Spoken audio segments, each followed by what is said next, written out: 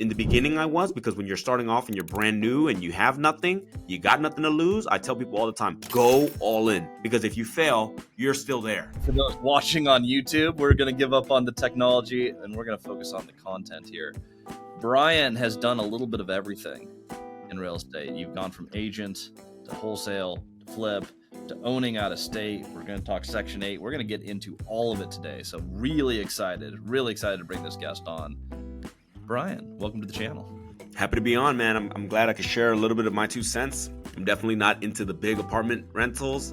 Most of my properties are single family. The biggest ones I own are quadplex, but I think it's a good starter, and I think that this episode is going to be really helpful for those of the listeners who want to just start off small. But let me tell you something. Yeah. Small numbers equal big numbers if you're consistent. There we go. How did you start? Before any of the rentals, because you've done a lot. What was your starting point in real estate, and why real estate?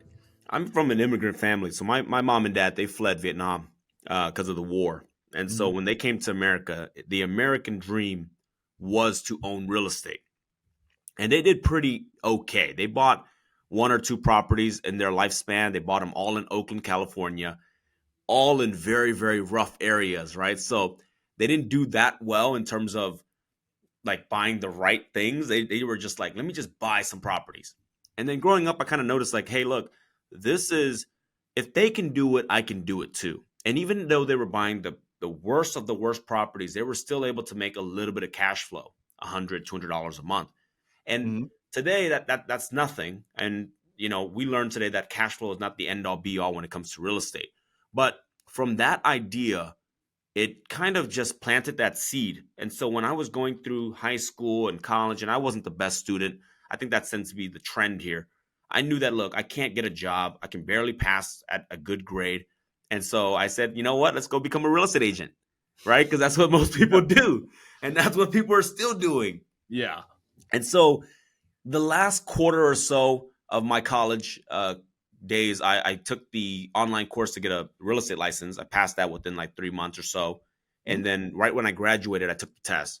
And then I just started doing the real estate agent stuff. I joined Mike Ferry, right? Mike Ferry is a big real estate coach back then. He's still pretty big today. And he said, cold call, cold call, cold call. And here I am, 21 years old, on the phone, probably looked like a joke. I wore a suit that was a little too big. I spoke like a robot because I didn't know how to internalize the scripts very well. But it kind of jump-started it, right? And I started doing okay. First year, made about $35,000, which isn't a whole lot. But as you know, in anything that we do, you start off small. And in year 1, 2, and 3, you're really just building the skills, right? Along the way, I did get a little distracted. I started other businesses as well, one of which was a coffee shop in year 2 of my real estate career. It took me out of the game because I didn't realize how hard it was to run a restaurant, basically. And for a whole year, I worked 14-hour days, 7 days a week, every holidays, to only lose money and basically fail. And then I said, look, okay, this isn't working out. Let me go back into being a real estate agent because that was better than everything that I've experienced. And then this was in San Francisco, so one of the hardest markets to tap in at the time. This is around 2014, and the market was just kind of starting to do better. And then I just started cold calling and just working my way up. Yeah. The crazy part was that what really jump-started me to go from a real estate agent to becoming a flipper and then an investor was I used to attend every single signing. When you close a property, you go through, you do the signing, right? And I would sit there and I would review the closing statement, basically showing who's making what and how much the sellers are making. And then one day I was representing a flipper, and then I looked at what he was making. It was like $1 million property. I was making about $20,000, $25,000, something like that. And then I saw how much he was making. He was making $200,000. And then it was right then and there. I said, you know what? I don't want to be on this side anymore. I want to be on that side, right? I'm making that much, and I'd probably worked way harder, right? The marketing and everything like that. Because once you start flipping, the contractor does everything, right? We're not swinging hammers or anything like that. You're just executing the vision, right? And it's so much easier than being a realtor. And so that kind of just started to jumpstart the investing side. And of course, along the way, I bought 1 or 2 doors every single year. using a stated income loan.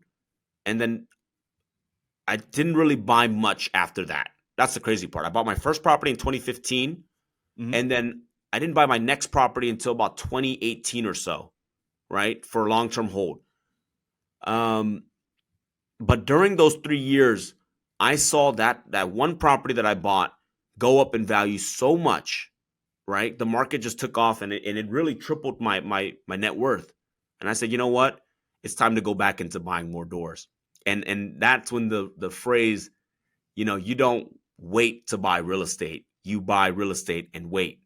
And then that's kind of the philosophy that I'm running with now. And we flip to bring up a lot of cash flow. We flip to make a lot of money, and then we take that money, we buy Section 8 rentals. So, a lot to unpack there. Yeah.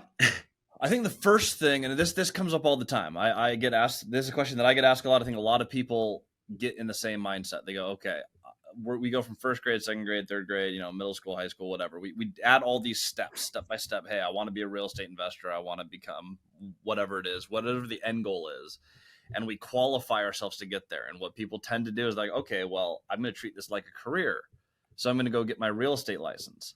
The Yeah. lesson you learned, and I learned, and many people have learned, you do not need to be a real estate agent unless you want to be a real estate agent. If that is not the end goal, that is not a necessary step in the path to becoming a real estate investor. You learned that. I was an agent for all of 1 year after working for the CoStar Group. 4 years working for Apartments.com and LoopNet. 1 year as a broker. 5 years in, I realized, wait a second, I could have been buying real estate the entire time. Your method was a little different than mine. I used like a ton of creative finance. I did 100 units, 86 units in my first year of buying once I learned creative finance. You did it the wholesale and flipping way, which is a way to, I really like it because you're actually earning money. You're on the transaction side. You don't need that license.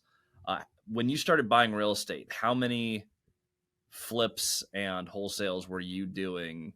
Because you said you were buying a few rentals during that Yeah. time. What was the velocity looking like for you as you started to pick up that business?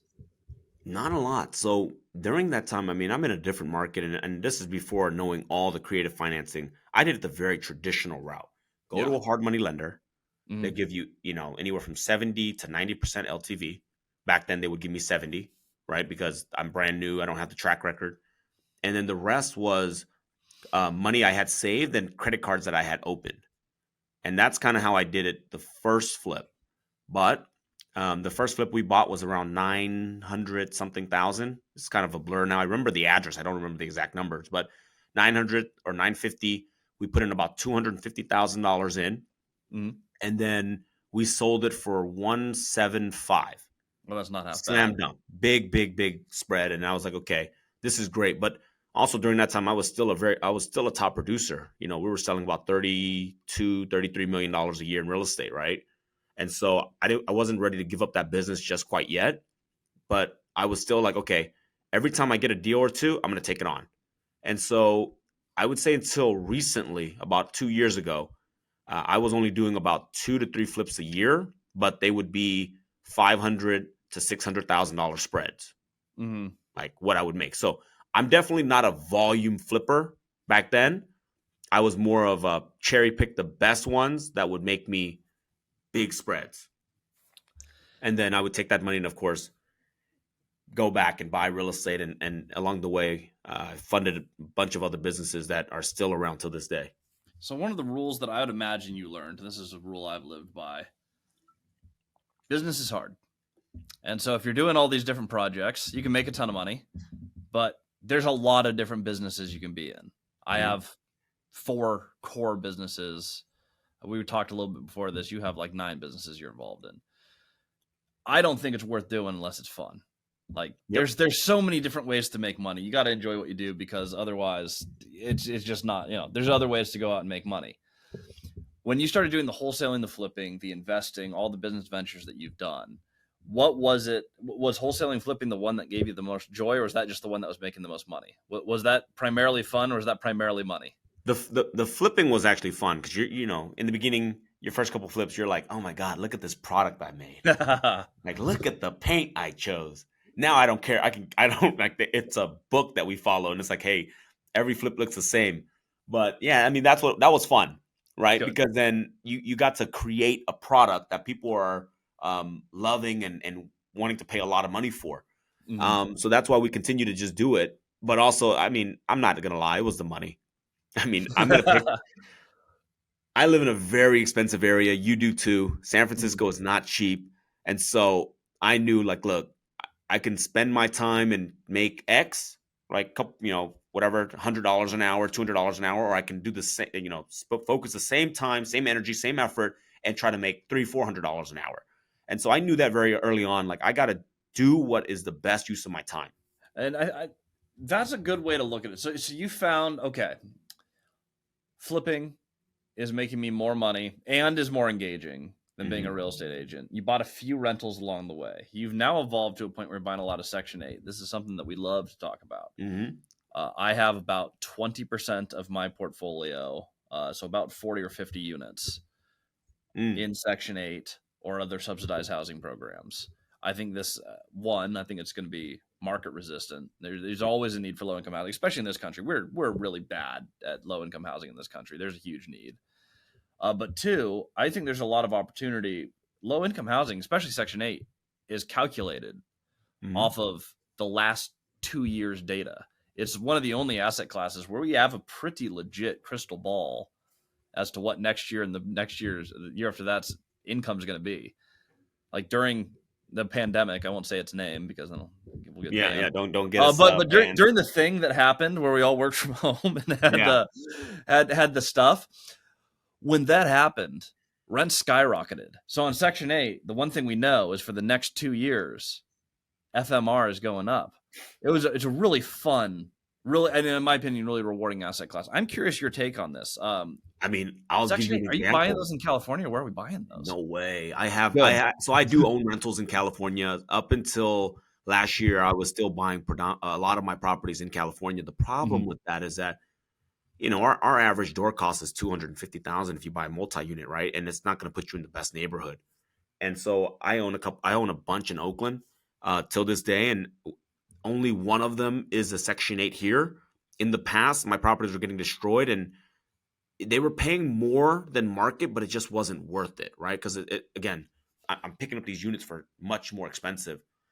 And so I kind of said, you know what, I'm going to go more on the higher end route in California and play the appreciation game.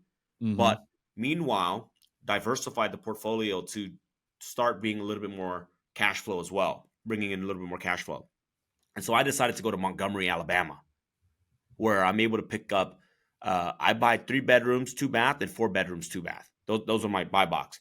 They're Mhm. usually about 1979 and newer. I try to buy the newer properties, and they're around 115 to about $130,000 max.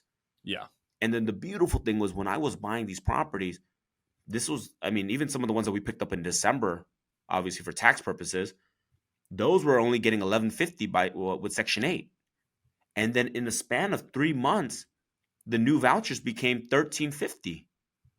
So instantly all the properties all got a $250 bump in basically rent, right? And so that was like, okay, no brainer. Let's just keep buying more because I think they're going to raise them again. I think one of my property managers went to the conference they had out there, and they're saying that they're going to raise it again. So I'm like, great.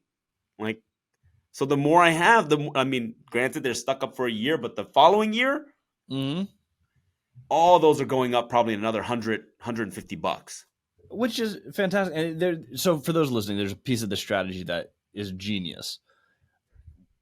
You cannot lose cash flow while building your business. Cash flow is what keeps your business alive. You get rich off of appreciation. Like wealth is built on appreciation. You don't get to appreciate if you lose your building. Your solution to that was fairly genius. If you guys missed this, buying in California where you're maxing appreciation, the deals are tighter. The money doesn't get you as many units. The appreciation is insane. And they will continue to do stupid crap in California to continue to jack their house prices up. Their politics are dumb. Ask me why I left Seattle. These some of these markets, they do some economic BS that artificially inflates the cost of living, which means you're going to make money if you can hold it. Solution: hold stuff in California, increase cash flow by investing in the cash flow markets that allow you to max both appreciation and cash flow. It's a balanced portfolio, and Section 8 is one of the most stable ways to do it. I love it because you basically built like, hey, if I hold these for a long period of time, I will in fact become very, very wealthy. How do I make sure I hold them? I'm going to add stability. We're going to add Section 8. We're going to buy some less expensive housing. We're going to buy more housing at higher cash flow. It is a strategy that works so well. If you're in a prime market and you want to invest in your backyard, this is a fantastic model to stabilize that. And that's the Brian, key, right? exciting. We're trying to preserve wealth. Mm-hmm. Like, I'm not, without going into my net worth, I'm good. Yeah. But now it's, you got to you got to bring your tax bill down, but also you have to look at the overall portfolio. Like, I cannot buy, especially now with these commercial properties, right? They're requiring 50% LTV, right? Or Mm-hmm. 50% down. And in California, you can put 50% down and still lose money every single month, right? It does not make sense right now. No, it doesn't. And so you're forced to move the money somewhere else, and that's what I'm doing right now. And when the time is right for California, when rates come down, my eyes are always open for deals. And the way that we Mm-hmm. buy properties, of course, we're buying distressed properties, and we're going to force value into it. But even right now, once you put debt service on anything in California, you're just going to lose money, $1,000, $2,000 a month, and that's fine if you have that money coming in from somewhere else. And that's what we're doing now. We're picking up more doors out of state, taking that cash flow, and we're going to try to buy some properties in California. Even if they lose money, the overall portfolio is going to be okay. But So something I push really hard for, and I always encourage people, just don't buy deals that lose money. Your strategy, though, makes technical sense. So while I'm not advocating for buying deals that lose money, the way that you're doing this is you're looking at your real estate holistically on your portfolio. You're saying, how much cash flow do we have? And as one organism, are we maintaining our cash flow to a level where we continue to sustain these high appreciation deals? It makes sense. And on a high level, that is a great real estate strategy. it's a little bit more work. You definitely have to start looking at things from a higher level, right? It's not Mm-hmm. I don't recommend it for everyone because um if you don't have your pulse on things, it can get very messy, and you can start losing money very quickly. But that's what we're doing. And I mean, it seems to work for me. On a tax And management to be honest with standpoint, you, that I'm works very quite well. conservative. I'm very Yeah. conservative. A lot of my properties are paid off, especially in California. And Mm. so I'm not going all in. That's not my strategy anymore. And so in the beginning, I was, because when you're starting off and you're brand new and you have nothing, you got nothing to lose. I tell people all the time, go all in, because if you fail, you're still there. Yep. Now I don't risk the bank, right? And so even though I'm telling you I'm doing, I'm diversifying, and things are breaking even here, it's because there's a back end machine that's generating enough active income, and there's other things into play. And so that's why I think when people ask me for advice, I always tell them, like, give me the context, I need to know like more about your whole financial. I can't just tell you like that this is the end all be all, you know? So if you're someone starting at zero, and this is the advice that I got from some of my original mentors, like I get this all the time, and I agree with it. But if you're starting at zero and your goal is more than zero, you lever up and you risk up until you get there, because your worst case scenario, if you're broke, your worst case scenario is you're broke. Like, You're fine. Yeah. if you're on the poor side and you're trying to get to the rich side, get to the rich side. Then you can start worrying about asset protection Yeah. and some of the larger business stuff. And that's where you start going, am I optimizing my taxes? Am I maximizing depreciation? If you are not there, do what I did, do what Brian did, and focus everything on how do we scale? How do I actually get revenue in the door? How do we actually make money? And whatever that vehicle is, yeah, there's a lot of ways to do it. Choose something that you enjoy and that you're interested in. But at the end of the day, like you said right at the beginning of this, do something that makes some money, make the Yep. money. Once you scored some points on offense, now you can start focusing on defense. Just like a football game. You can't win if you don't score. So Yep. get some points, then maintain your lead. I love the strategy. I love the discipline. It's hard, I mean, I get a lot of young interns, 18, 19-year-old kids coming here, and they're like, we want to buy properties too. I'm like, you're skipping so many steps. Like, learn how to make money, learn a skill, right? I think that's what people are pushing nowadays. Like, before you can jump into anything, you got to learn a skill that's going to make you at least $250,000, right? Mm. Then you take that money, you build some credibility, and you buy a couple of doors. Now there are faster ways. You can learn the creative financing way, but most of the time, the people that come to me, they need some form of money right away to survive and uh, pay $3,000 a month rent here. Our food cost is super high, our gas cost is super high. So in my particular area, the people that come from me for advice that live in California, San Francisco, I tell them, don't worry about making $300-400 a month. That's not going to help you. Learn how to make 250,000 after paying 50% tax. You'll have like around $10,000 a month, right? And then Mm-hmm. now you're kind of okay to cover your bases. Then you go buy rentals. Then you worry about flipping and the whole nine. But you know, the, I'm a guy that says don't skip steps, because slow and steady does win the race in this game of real estate. Now there are things you can do to accelerate it, but I think when people tell you like, oh, you can go 0 to 100 real quick, you can, but there's also a lot of risk to that. Yeah, funny enough, I have the opposite saying: don't add steps. There's a balance between there is a set, and this is why I think people need to listen to podcasts like this. People need to find mentors in their market doing the thing that they want to do, because you need to figure out what steps are necessary that we can't skip. Yeah. And what both you and I did is there's some steps that we added along the way that we didn't need to. Did you need to do the coffee shop to be where you're at today? Probably No. not. Probably not. Did we need to get our real estate license? Probably not. If you can find that perfect pathway of what are the necessary steps from where I want to be to where I am. Did I say that right? I think I said that backwards. From where I am to where I want to be. If you can map that out as efficiently as possible and come right in the middle there, am I skipping any steps? Because if you're skipping steps, you're probably going to lose money somewhere. Like it's just typically what happens. If you go too fast and you miss a key step, you've not set your foundation correct, your business collapses. If you take too many steps, you spend forever on the foundation, you never build anything. And I've That's seen true. entrepreneurs do both. If you can find that middle ground, you got to find guys like Brian. You're in San Francisco, you need to ask guys like this for advice. Now, real estate's not your only business. So you're actually involved in a lot of stuff. What Yeah. are the main things that you're working on right now? I'm really curious on what other projects you have going on. So we have the I'm gonna start from the biggest and work down, but basically we have a virtual assistant company. It's called the VA Hub, and so that's pretty big. We have close to 1,000 clients now on that Wow. alone, and so that's why I travel outside the country a lot. That's a big business, and so I focus on that. And I Mhm. have a C-suite team that runs that company. But as you know, you still got to come in and check on KPIs and make sure the team knows where we're headed and the vision, especially in these last couple of years, has been really crazy with work from home, and now things are going back. And so you're always going to have to pivot a little bit. So I keep my hands on all my companies from a high up perspective so that we make sure that we're going in the right direction. Mhm. And then we have a brokerage here in San Francisco called 50 Hills Real Estate. So I went from realtor to basically owning the brokerage now. And people are asking, like, why do you have that? It's actually a very good ancillary business to flipping, because now we're able to buy Mhm. properties on the market, list Yep. our own properties, and in today's market, that saves me 5%. So on $1 million deal, I save $50,000 off the bat just by having the brokerage. Not to Mhm. mention, I train all of our agents. We have over 35 agents now that that are learning how to flip, but they're just not quite ready to take on the project. And so they have their eyes and ears on the market, and they send me deals, Mhm. right?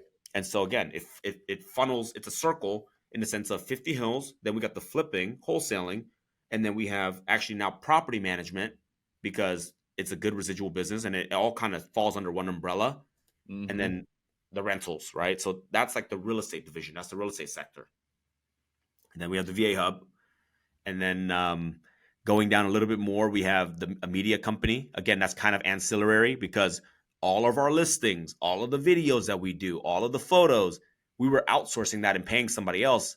And I said, you know what, we're going to bring this in house. And that way, not only will we do it for other companies, but our agents in our company has somebody to go to. And it just Mhm. funnels money back into that. Um, 3 coffee shops in the Bay Area, 3 in San Francisco proper, 1 in Oakland. I have Okay, a mobile maybe shop. you did need Yeah. to do the coffee shop adventure then. If that's scaled up, why the It, coffee shops? I It don't, sounded like the first one was okay. a regret. Again, you're learning, right? You have to learn these things. And so when I was just a realtor, Mhm. even though I was closing, we were making, some months I made $75,000, $80,000. But I always felt poor or broke. Because Yeah. in real estate, you're only as good as your last deal. The Yeah. moment that escrow closes, you got to hunt for the next buyer, seller, whatever, Yep. right? Life of a sales rep. Yeah, and then at the time, my rentals weren't generating that much. Today, I can live off my rental income, but back then, it wasn't enough. And I just needed to make enough to pay the rent and the car, and then I Mm-hmm. could be like, I can breathe. I don't have to like bust my ass every night, like 8, 9 o'clock showings, come home, do disclosure reviews. I wouldn't sleep till like 10, 11 o'clock. My health got big. I was probably the fattest I've ever been when I was a top realtor. And I said, let me start this coffee shop because even if it brings in 3,000 a month positive, right? Like that's plenty. That at the time my rent was cheap and I was driving a little Honda Accord for $300 a month. My Mm-hmm. rent in my Honda with insurance was $1,000 a month, right? I lived in an in-law. And so I was like, just cover this in a little bit. Yeah. And I also had that chip on the shoulder because when I fail at something, sometimes I just want to come back and prove to the world and prove to myself that I can make it successful. Why the coffee shops? I love internet. I love interconnectivity. I understand everything on the real estate. You have media that it enhances your marketing. All the different pieces. The brokerage increases your margins. Property management's residual gives you some control. I get all of that ecosystem. Where do the coffee shops fit in? And so this was kind of funny. So this is around 2016 was when we opened the first location. Yeah. Sorry, the second location. The first one that failed was in 2013. Mm-hmm. So 3 years later, um, in 2013, that fell on my lap. Right, somebody gave me the opportunity, and I was and I had shiny object syndrome. Like that's another thing that people have to learn to to work on is that you can't just keep jumping. Yeah. But unfortunately I did jump and I failed, and then that failure was like I got to prove that I'm not a failure. So then in 2016 I came back with a vengeance, but I brought in a partner. Mm-hmm. I brought in a partner that was working a coffee shop. And honestly, I don't regret a thing because everything that I've done up until now has made me who I am. Even the coffee shops, even like, and so when people ask me like, "Oh, so do you regret starting a business that is completely left field?" No, Yeah. because what I learned from the coffee shop was not actually how to make coffee or how to sell a latte. It was at that moment when I learned that you have to invest in people. And I invested in my partner who today runs all the stores, right? And I'm hands off.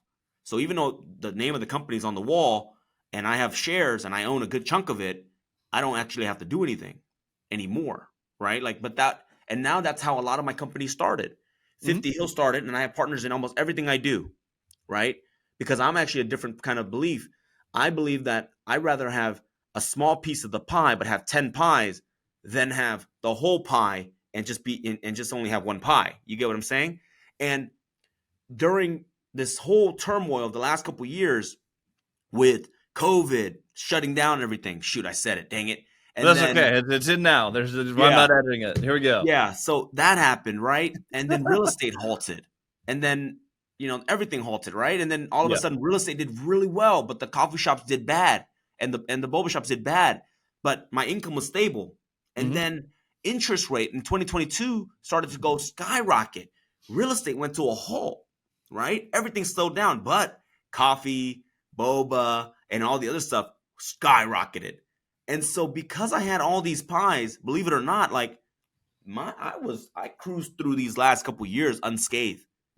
Took no L's. My tax returns were never went like this, and my life was basically pretty stable. And so I'm like, okay, now I'm learning. Like, I agree with people that you should focus on one thing, but if you have more of your foot in different industries, you're going to be a lot safer, right?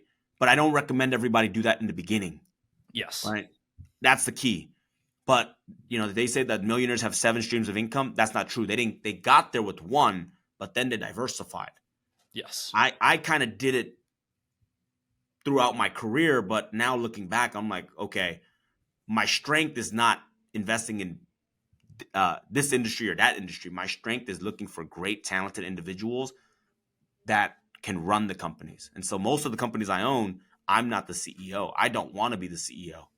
I'm more of like a board member, if anything. You might have just given us the answer to this.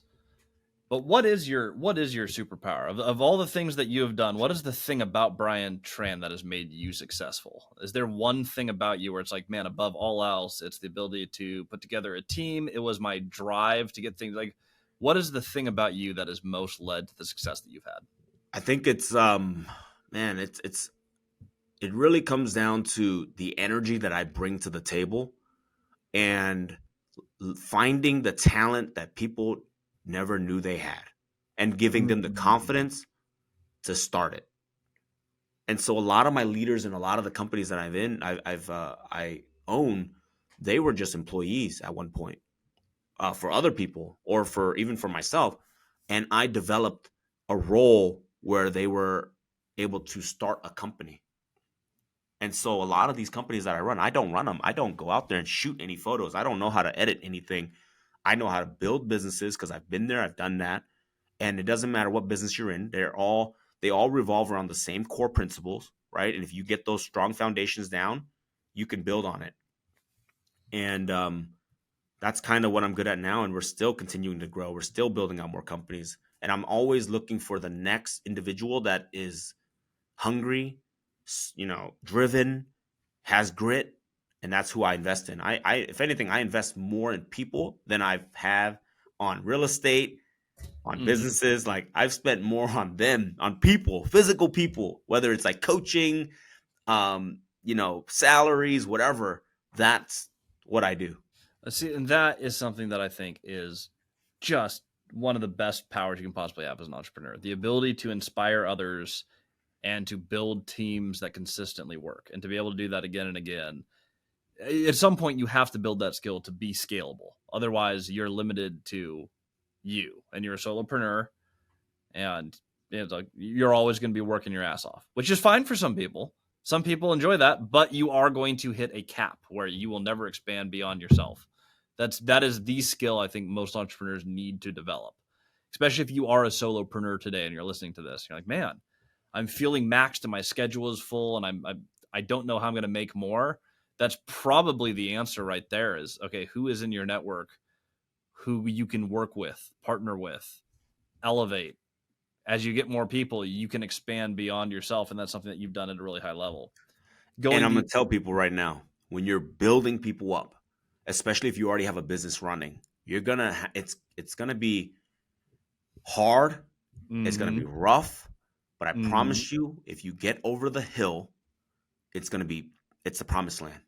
It really is.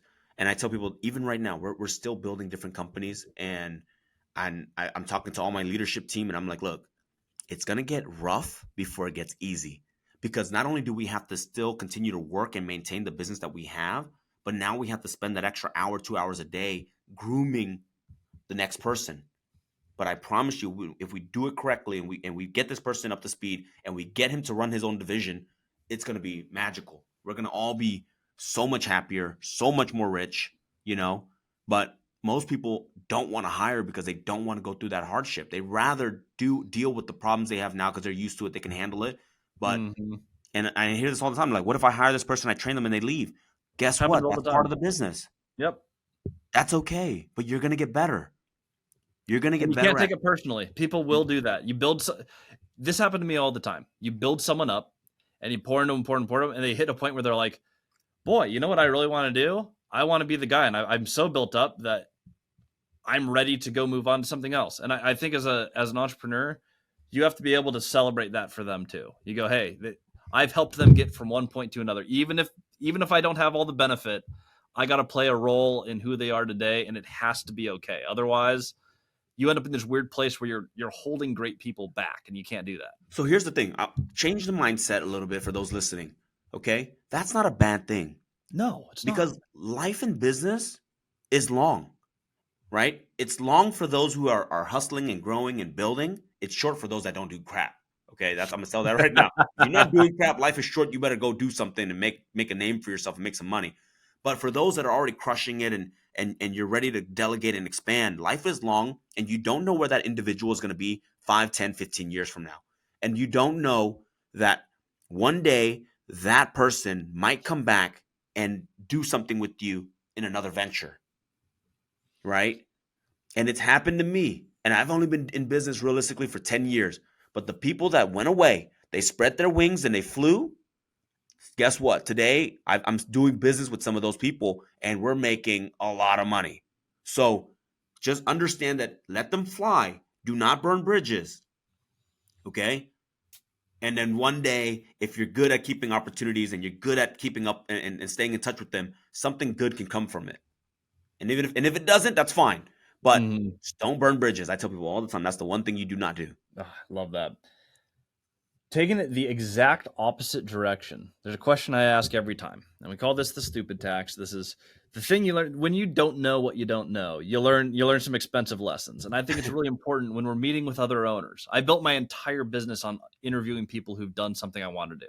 Hmm. So on this podcast, I want to share with people what are the expensive mistakes, either emotionally or financially, that we make that they can learn from. During your last 10 years of being an entrepreneur, what do you think was the most costly mistake that you made learning how to be the Brian Tran that we're interviewing today? I should have took more risk and failed more earlier on. Now I failed. Don't get me wrong. But that failure for a time being, for a year or two, kind of made me scared. And Mm-hmm. so I became very kind of conservative. And looking back, those were the kind of growth years, especially, I mean, the market was just taking off. If I was a little bit more aggressive, I bought one more flip, or I bought one more rental, or even a couple more, I think I would be way more set today. I mean, I'm fine today, but if I had to look back, that fear, that one year that I failed so bad, and I was just so Was that the like, coffee shop year? The that first was couple, like 2013? 2014 or something like that. Yeah, that was like Okay. it broke. It kind of broke me a little bit, and I was like, okay, it didn't break me in the sense of like, hey, I'm still gonna go out, I'm still gonna crush it, but it made me kind of scared to like take risk. Mm-hmm. And so I did things a little bit more on the conservative side. That's number one. And the second thing was I should have went out there and got into bigger rooms earlier. I should have taken money and again, there's a risk. I should have took more risk, but I should have went to more meetups, bought the VIP tickets, and invested more in that, getting into bigger rooms at a younger age so that it would have expanded my horizon much bigger, much faster. And that's really what it is, because you don't know what you don't know. So you Mm-hmm. got to change your environment. You got to get around people that are doing big things, and the only way to do that, if you're a nobody, is pay for it. I absolutely agree. And some of the, I mean, it doesn't even matter, in my opinion, that you find the perfect meetup or the perfect event. I think there's a lot of argument to be made that there's a lot of fluff in the Grant Cardone universe. However, when I was really young, going to 10x and just meeting a bunch of people, it did move me forward, and I met great people at some of those events. Was that the perfect event tailored to me? Absolutely not. Was it worth it? And did I have good takeaways that I rolled in my business? Yes. I went out and I paid for the event. There's been some meetups where it's a free meetup in a random town near me, and I've had some of the best relationships that I've had. It could be cheap, it could be expensive, but I think what you have to do is consistently get around other people who are playing the game. Real estate and business, because real estate's just another business. Mm-hmm. Everything moves for insiders. Marketing, you have to be an insider. You want deal flow? Guess what? Most deals trade off market. Because if I have a friend who's going to buy my deal, one, I'd rather move my friends forward. Two, if I already have a buyer, why the heck am I listing it? Like, real estate goes off market. Businesses, I sold my business off market, seller financed my first property management company when I moved to Texas. Sold it to someone who I liked, knew, and trusted. Insiders get business that outsiders don't. If you are on the outside, your only mission is get out there, take risk, and become an insider. And that's probably going to cost you some money, and that's going to be okay. That I absolutely agree. I wish I spent money in my early 20s. I've had friends 21 years old came in just crushing it in real estate and business. But I absolutely agree. In real estate business, if you can move from the outside to an insider, regardless of the cost, that is an investment that I have never heard anyone say did not pay off. So invest in yourself. That and social media. I should have did that earlier too, but I let too many people get in my head that, oh, don't post everything. You're gonna get haters. I'm like, man, I should have did this a long time ago. Because This is now this is actually a great place to wrap. Social media. where do we find you? Where do people follow you? And for the few who haven't already seen you, I've run to your social media quite a bit. I think you're quite good at it, which makes sense. You have a media company. Where do people find you online? And do you have a place where people can learn specifically from you? Yeah, you can find me on Instagram, TikTok, and YouTube. My name is Mr. Brian Tran, so MrBrianTran on all platforms. And if you click that in, you're going to find me. I'm dropping game, I'm dropping bombs all the time on there. So connect with me. I manage all my DMs myself. And so if you're actually texting, I'm the one responding. There we go. There we go. Brian, thank you so much for joining us today. We will stay in touch. Dude, I appreciate your time. Awesome insights. Everyone, follow him on social media if you haven't yet. Like, follow, subscribe to the podcast, and we'll see you all on the next episode.